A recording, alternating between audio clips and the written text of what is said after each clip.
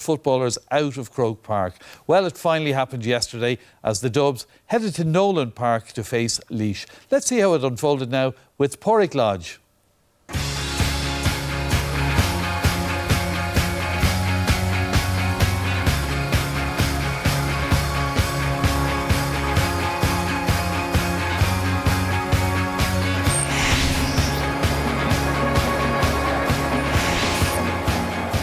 A proud night for the Ballymun Kickham's club with 4 players in the Dublin starting 15, including ace free-taker Dean Rock.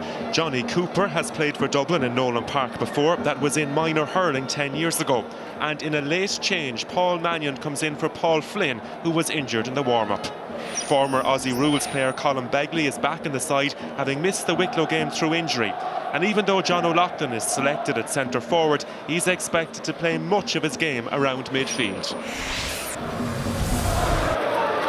10 years to the day since they last left Croke Park for a championship game. Dublin are on the road again, and we couldn't have asked for a better night for the 33rd championship game between Laois and Dublin. An early touch for Dean Rock, and that's a goal already. Well, can you believe that?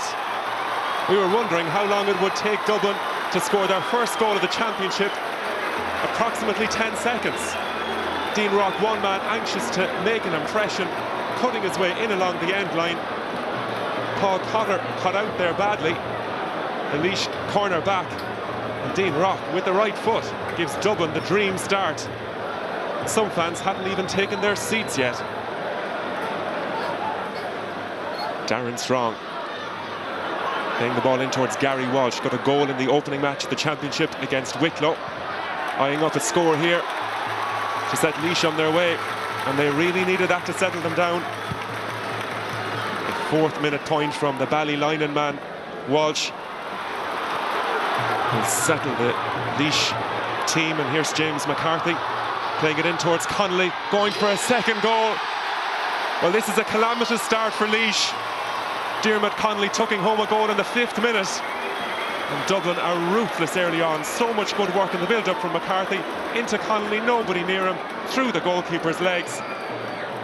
And the early indications are that we are on course for a demolition job here. Fenton, and who really caught the eye last year. It's Kevin McMenamin. He's continuing his run inside, but Connolly has it for the moment. He's had a couple of wayward efforts in the past short while, but he's found the range again. Diarmuid Connolly slotting over a point to extend Dublin's advantage. Ball dropping inside, Laois trying to get a hand to it. It's gone out wide. I'm not sure why all the boos are ringing around, but Michael Darragh Macaulay's sustained some sort of injury. Perhaps something happened off the ball. John O'Loughlin is protesting his innocence, frantically making his case to the referee. Laois certainly can't afford to lose a player at this juncture, but it's a red card for John O'Loughlin, 26 minutes in. As if things could not get any worse for Laois, they have lost a man. We can see on the left of the screen there a clash between the pair. There was certainly a coming together between the pair of them. And if a punch was thrown, the referee had no option but to give a red card. John Small powering his way up field for the Dubs. Paul Mannion out to collect. Connolly offering himself. Driving through, comes back out to Mannion once more. There's a little bit of space in the 45. The man there on his own is Kieran Kilkenny. Superb from Kilkenny. Appropriate that a man called Kilkenny scores in Kilkenny. And it's all Dublin now.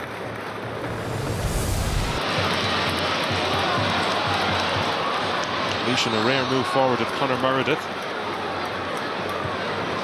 Meredith himself quickly takes the free in towards Damien O'Connor. O'Connor with a chance here. Penalty. Damien O'Connor taken down inside the square. It was a fairly clear-cut call for the referee to make. Johnny Cooper, the guilty party, as O'Connor went to ground. Paul Cahalane, a very talented soccer player. He's played in Scotland, he's played League of Ireland, and he faces up to Stephen Cluxton. Sweetly struck goal for Laois from the spot from Paul Cahalane. It's not too often that Cluxton is beaten. He took it really well, fired it home, and Dublin's lead is reduced to 10 points.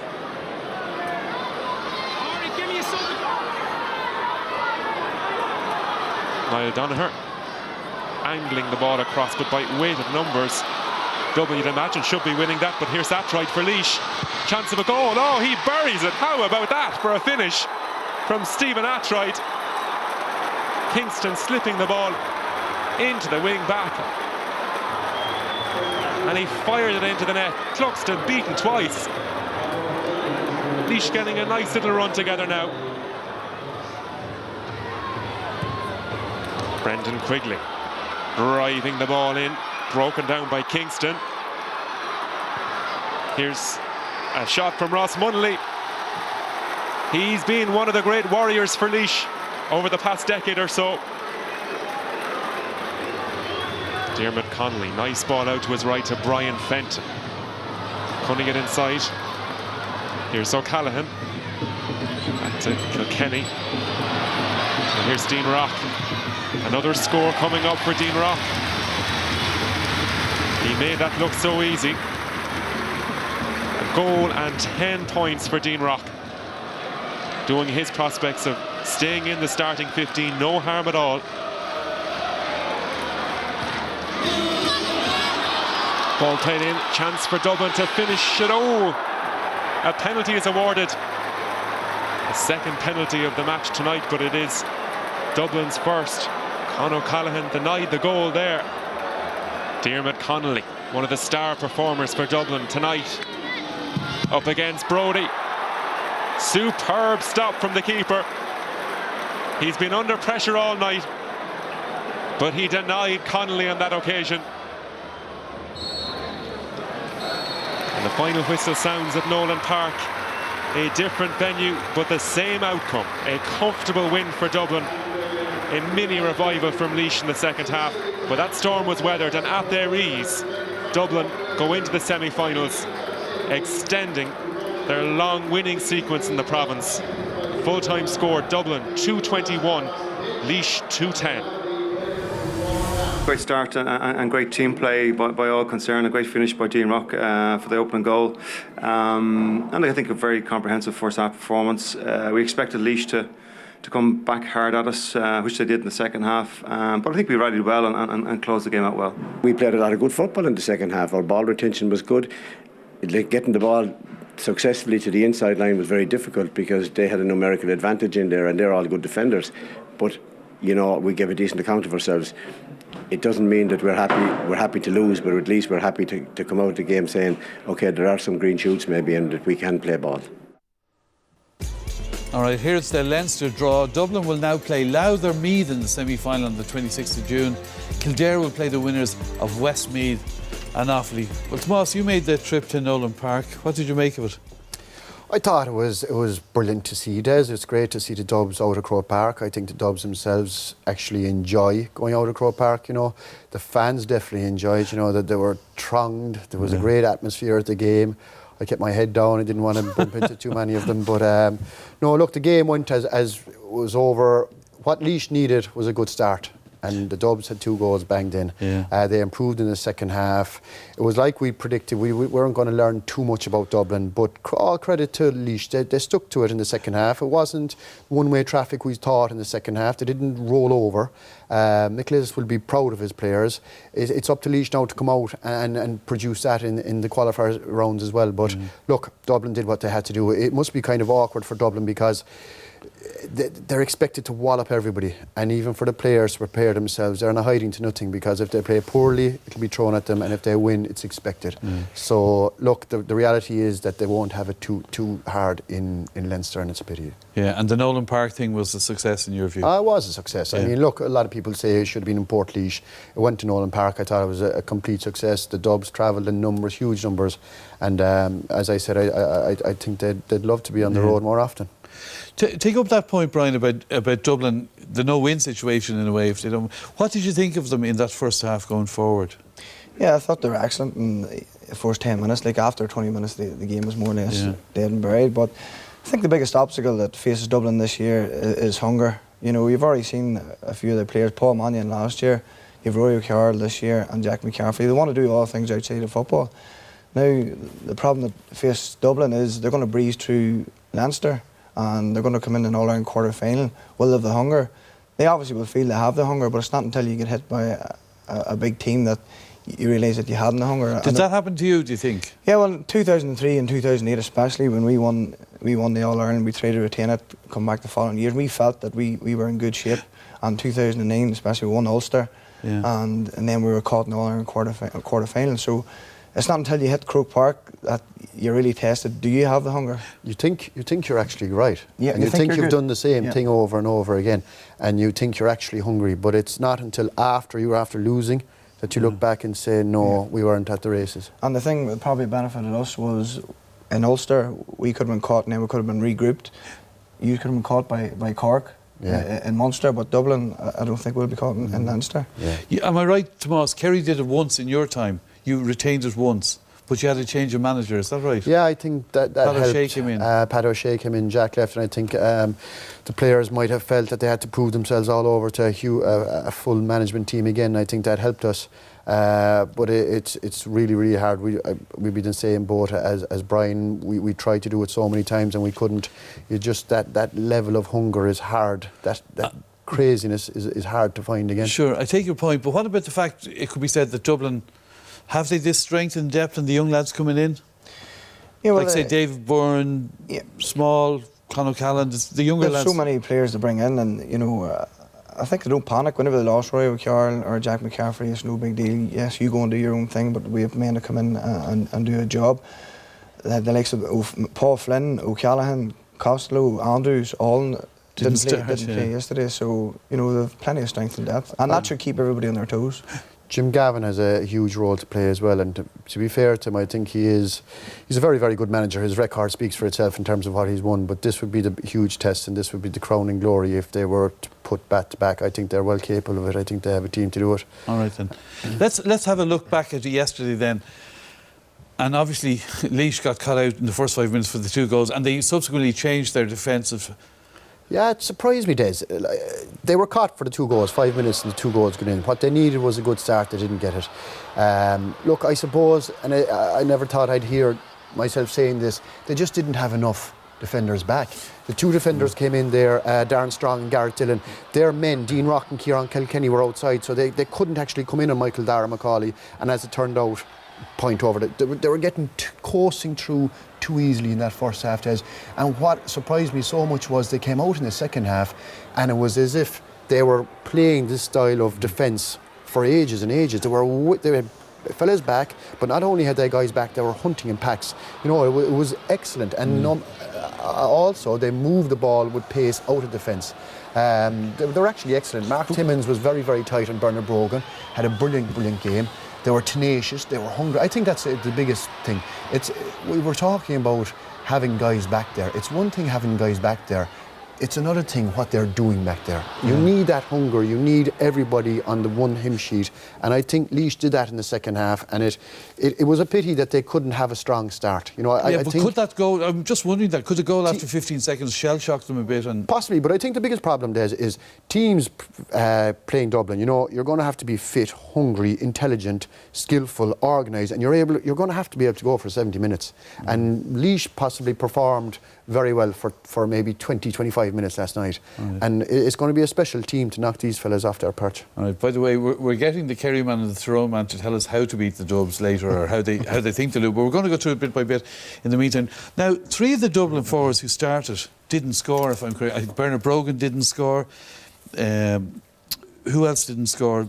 Paul Flynn was replaced by Paul Mannion, and he didn't get a score either. Kevin McMenamin got a point. So, on one level, they did well in keeping some of the Dubs quiet. Dean Rock got the 1-10. And then you were very impressed with Kieran Kilkenny yet again as a half forward. Yeah, well, obviously when you look at the Dublin forward line, you initially think of Dermot Connolly, Brogan, Flynn. But over the past 2 years, I've been really impressed with this man, Kieran Kilkenny. He's come back from a really bad cruciate injury, which they say usually takes 2 years to come back from. But he has all the attributes of being a complete player. He has balance, he has accuracy, strength, and speed. And no matter what position he gets in, he can use either foot, which makes it really hard for a defender to mark here. He turns and he slots it over with his left foot. And the next clip you'll see, he always looks up as well, doesn't he? And he finds so much space here. He's in the 45, and with his right foot this time, he knocks it over the bar. But it's hard to stop that, isn't it? It's not even his feet, it's his quick hands. One simple pass can just unlock a defence. Here he gets the ball, and he's 2 steps ahead of everybody else, and just creates so much for the Dublin forwards. Here he uses his strength and balance, and he knocks it over the bar with his right foot. Now, last night he had 24 possessions, he got 4 points from play, and he had numerous assists for Dublin. Well, it's a serious thing. Well, that's maybe the youngsters we're talking about, because he is still very young. The Laois kickouts caught your attention, Brian? Yeah, well, I think when you're going in against Dublin, you know, in the middle third, Dublin is very, very strong, very physically strong, and there's plenty of height in there. I would say when you're going out to play against them, you'd have to, 6 defenders would have to have plenty of movement and try and get a short kick out. I was very surprised that Laois's tactic was to just drive the ball out to Brendan Quigley every time, and every time I went out there, there seemed to be a Dublin man waiting on the break, or they got primary possession. But especially with Laois, who took in Shane Corn as a goalkeeping coach, I couldn't imagine that they'd just be trying to lump the ball out all the time. But it just never seemed to work for them. And you know, time after Quigley all the time. It was going to Quigley all the time. He wasn't competing for it at all. So I think that defensively there was no movement from the Laois defenders to try and find space. They were probably had their hands full without. Now, listen, I mentioned earlier we're going to ask the Tyrone man that came in, how you think Dublin could be beaten, or what are the areas? So, Tomas, if they're to be beaten, where will it be? If they're to be, it'll be a hard thing to beat Dublin, there's no doubt about it. Even if you do all the following, it'll still be very, very hard to do. I think you have to focus on Cluxton kickouts. You know, they gave, I don't know what Laois were doing, they weren't giving them the kick out, but Donny Kingston was split between 2 men here. They won every single kick out that Cluxton had, they won it last night. Once, and this is it here, the ref stopped the game and they gave, actually Cluxton had to kick it out between 2, and even at that, Michael Dara won this one as well. That was the only one that was put up for 50-50. You know, you have to make them think. Another way, I suppose, is just running at them, quick ball, move it through the lines as quick as you can. Gary Walsh kicked a great score here, and you know, by taking on the defenders? By taking on defenders and just moving it quickly. There was a 1-2 here again. John O'Loughlin and Colin Begley, and you know, even though there were plenty of dubs back, and look, 'tisn't often, maybe most times the dubs could actually stop you here. Running at them, you have to focus in on Cluxton. And look, I suppose when you think about it, last night, Donny Kingston proved nearly every ball that went into the full forward line, he caused trouble. You know, Stephen Artry got a brilliant goal, came from Donny Kingston. It is an area, look, that teams will be looking at. Not everybody has a Donny Kingston. He's a very, very capable footballer, but he caused havoc inside there. Ross Munnelly kicking over here. Beating the Dubs isn't going to be easy, Des, but I do think of all the players they have, Cluxton is the key to it. I think, you see, what was happening was Cluxton was actually placing the ball. If Laois kicked a wide or a point, Cluxton was actually running for a ball, placing it, and as that ball was going wide, the Dublin defenders were making themselves available. They don't have to kill themselves by trying to force a kick out. They don't have to kill themselves fighting for it in the middle field. They have possession, and they're so comfortable. They have such pace. They're running it. It's brilliant to watch. It's absolutely amazing to see them in their pomp. You know, but their defence is the opposite to what you were pointing at. Well, at the moment, from what we've seen, we haven't seen Mayo clicking yet. We haven't seen Kerry clicking yet, and Tyrone look like a team that plays similarly to Donegal. Dublin did suffer when that blanket defence was in there today. And the way Tyrone, you need a special type of a team to beat them, and you need a team that will go the 75 minutes with them. I think a disappointing thing so far in the championship is that none of the big teams have played anybody of any importance, and they don't know how good they are really. Yesterday was just another example. You know, the game was over after 20 minutes. It just goes to show, Des, you know, you saw the hurling there today, and inside in Croke Park, and what it meant to Louth and these teams winning above there. If we had a system like you saw Down today, and it's not good for Down football to get a hammering like that above an Ulster. And why can't the footballing counties, the weaker counties, buy into a situation where they can promote themselves and they can get better and they can have winning in Croke Park? I just think our football format needs to be changed. We're getting no matches until August. You're not going to get a good. You'll get a couple in Ulster, possibly one in Connacht, but the quality isn't there at the moment. Just before we leave it, the red card last night, there can be no complaints about it, can there, Brian? No, I think yes. Michael Dara stepped across John O'Loughlin, stopped him from running, but I don't really think that means you take the law in your own hands. And John O'Loughlin definitely struck out and deserves a red card. And I think he was angry when it happened, but I think when he got up this morning, he seen what happened, he realised it was justified. It was one of the greatest of all times, Muhammad Ali, one of my heroes. He would have been proud of that left hook. It was a haymaker. All right, okay. Well, on that note, that's about it for tonight. My thanks to Brian and Tomas for their company, and thank you for joining us. We'll be back at the same time next Sunday. Remember, we're on RT1 after the 9 o'clock news. Until then, though, from all of the team here, enjoy your bank holiday. Bye-bye.